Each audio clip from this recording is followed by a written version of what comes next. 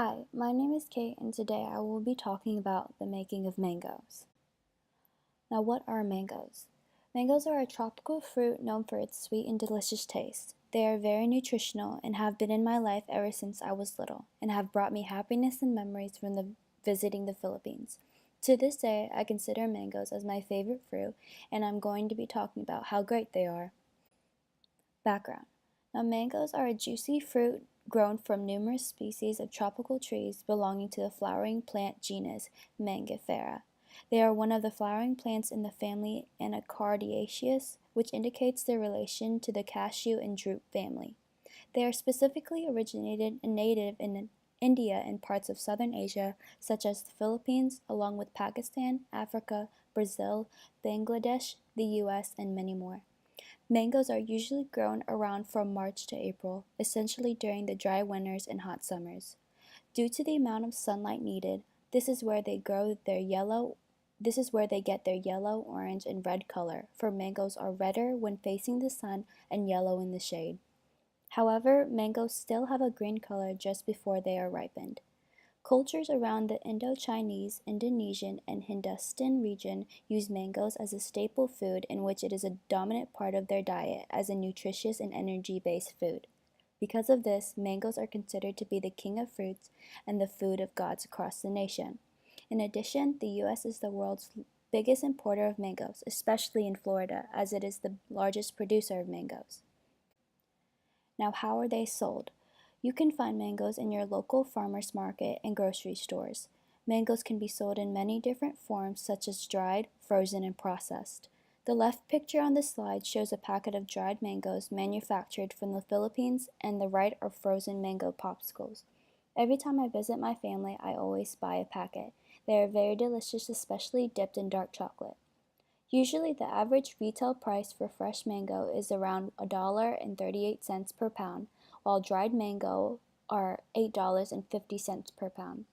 Now, mangoes are sold all around the world, but for those who really love mangoes and have tried them in different environments can agree that the taste of mangoes differ from where you are and how you eat it. In order to get that sweet, delicious taste, you should make sure it is well ripened and or cooked or frozen correctly. They should be kept on a shelf before ripened, usually in a paper bag or newspaper to speed the ripening process.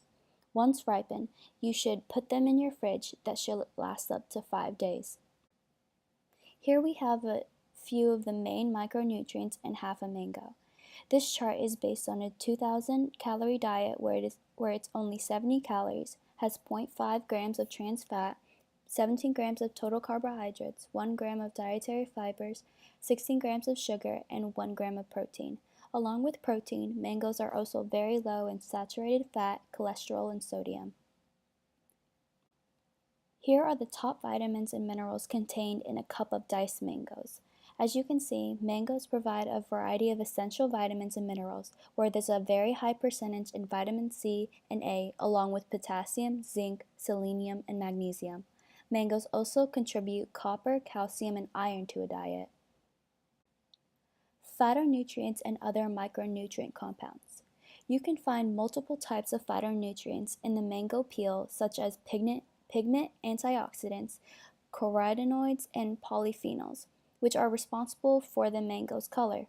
These carotenoids include beta-carotene and alpha-carotene, and the polyphenols, which are considered to also having anti-cancer properties.